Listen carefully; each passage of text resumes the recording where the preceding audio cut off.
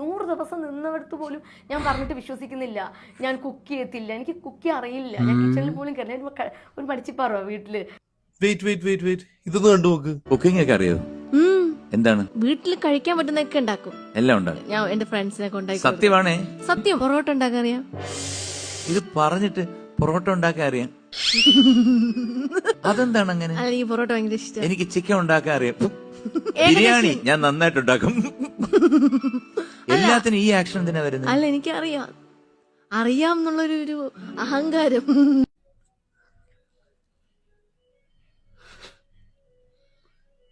എന്തൊരു തള്ളടാ, എന്തൊരു തള്ള്. ഒരു മയമൊക്കെ വേണോ?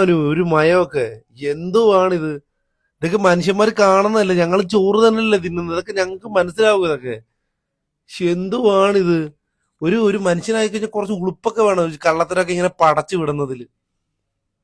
ഇത് ഒരു ഡയലോഗുണ്ട്, ഞാൻ കേൾപ്പിച്ചു തരാം, എന്താ കേട്ട് നോക്കിത്.